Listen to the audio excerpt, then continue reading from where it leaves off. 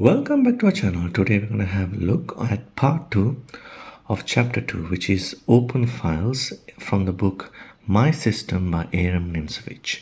So in this video we're going to have a look at 4 interesting ideas regarding open files and semi-open files. So the first point here the author recognized, he first divides this board into 2, and as we can see we have this pawn, that is isolated pawn. If that's the case, we can simply play rook to g1 and this pawn will eventually fall because it's not a protected pawn. However, going back to this position, now coming back to this side of the board where there is protected pawns, you simply cannot bring the rook to c2 and attack the semi-open file. So in that case, the author recommends you simply play b5, a pawn break. Here it is quite tricky for black. If they take on the pawn, then you can simply take, and now we have 2 isolated pawns, so that is not possible. However, here for example, if they play king h6, you can simply take the pawn, and then now the pawn the protected pawn is gone.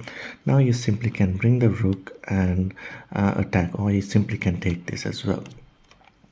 So this is a interesting idea. Now we come to another simple idea. This is probably in a game situation now. It's a middle game with 2 rooks and a minor piece each for each team. Now here white has to attack, so the idea of this exercise is to attack the h6 pawn. So white can attack by playing rook h2, king defense, and rook e to h1, and here the bishop defense. And now the knight comes to f5 and kind of an outpost and attacking the h6 pawn. Now still black can defend it by rook b6.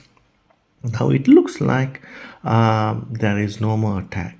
However, in this kind of instances, you can use the theme interference.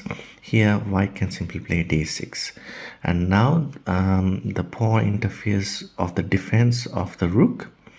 For example, there's no point in taking with the rook because there's no point taking the rook because the knight can simply take the rook. So what you can do is you can take it with the bishop.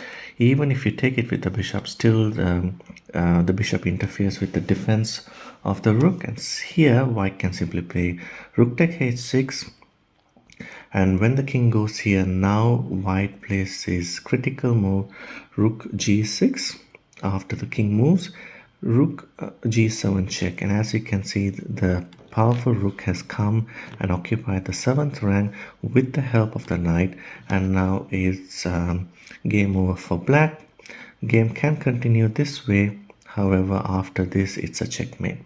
So all this was possible by simply putting pressure on this h6 pawn and finally interfering with the defense of the pawn. So this is another key idea the author brings out in this chapter.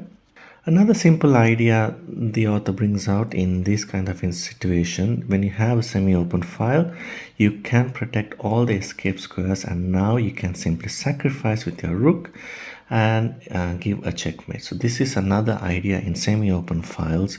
When you have material, you can simply sacrifice and checkmate your opponent. This is called breakthrough in the H file. And final 2 ideas that the author brings out in this essay. It's a similar example as the previous one which we had. However, the author here brings out 2 ideas. One is evolutionary attack and the other one is revolutionary attack. Now, the whole idea is we are trying to win out this h7 pawn and trying to attack the king. So here the evolutionary attack is you simply bring out your rook to h1.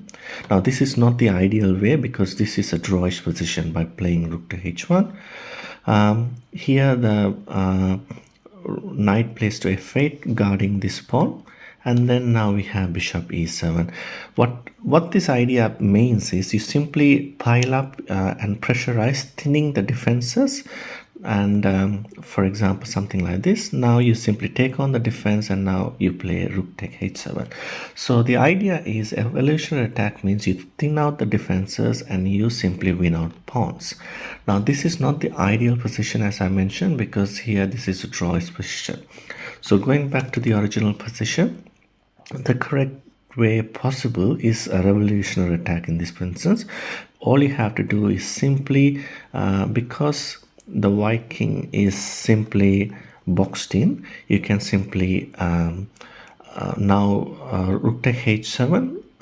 Rook is simply having a mating threat. So after king takes h7, we have rook h1, king goes to safety, and now this is a checkmate. And this is called a revolutionary attack. Revolutionary attack, it doesn't work on waiting moves. It simply sacrifice pieces, break open lines, and attack the king. And that's the idea of revolutionary attack. I hope you enjoyed this video. For more videos like this, please like and subscribe, and it's bye for now.